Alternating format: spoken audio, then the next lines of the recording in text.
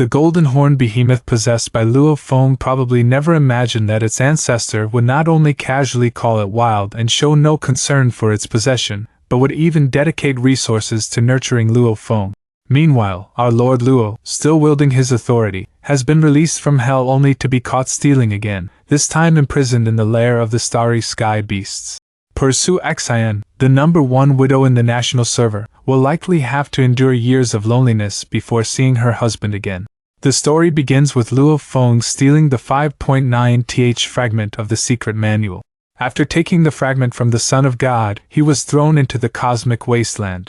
Thinking he had stumbled into another perilous situation, a golden horn behemoth named Jin suddenly appeared, mistaking Luo Feng for a long-lost member of its own kind, claiming to be acting on the orders of its ancestor to take him back to the starry sky divine mountain. Luo Feng knew perfectly well that although his body was that of a golden horn beast, his soul was undeniably human. If exposed, he would likely face certain death. But given the circumstances, he had no choice but to grit his teeth and follow, waiting for an opportunity. However, upon arriving at the starry sky divine mountain, the imagined scene of being exposed and attacked did not occur. Instead, dozens of terrifyingly powerful golden horn beasts warmly greeted him, as if they were seeing long-lost relatives. One by one, these well-known figures stepped forward to introduce themselves, showering him with greetings and inquiries, keeping him extremely busy. An uninformed person would likely have genuinely believed that Luo Feng was their long-lost direct disciple.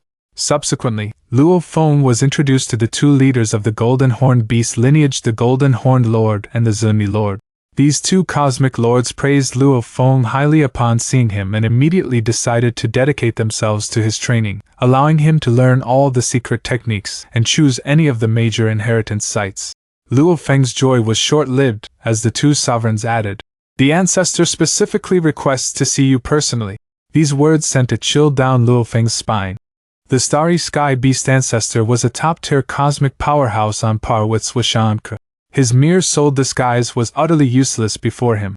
Luo Feng, intending to abandon this clone, entered the ancestor mountain. The moment he entered, his disguise was instantly seen through. The beast ancestor bluntly stated, "I can see you're not human at a glance." His disguise exposed, Luo Feng immediately backed down, instantly switching back to his human form, bracing himself for the ancestor's wrath. To his surprise, the ancestor was unconcerned, calmly saying, "Your ability to possess the golden horn beast is your skill. Before immortality, life and death are not under the Alliance's control. Only by becoming immortal can one be considered a formal member of the race and entitled to enjoy resources. The one you possessed was essentially free range." However, the truth was far more complex. All of this was actually a bet between Luo Feng's master, Zwishanka, and his old friend, the starry sky beast ancestor. Luo Feng would enter the beast god realm to cultivate, and if he could defeat the ancestor's avatar at the same level of divine power, Zwishanka would win.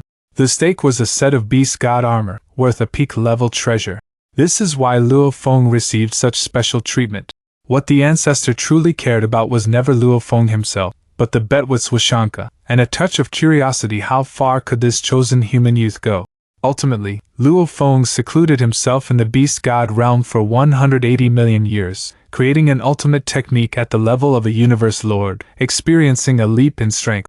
He not only obtained the complete beast god armor but also a supreme treasure battle blade. Lord Luo, the great city lord, once again demonstrated through his own experience: to survive in this world, you need a background and power. Otherwise, no matter how hard you try, you'll just be a nobody.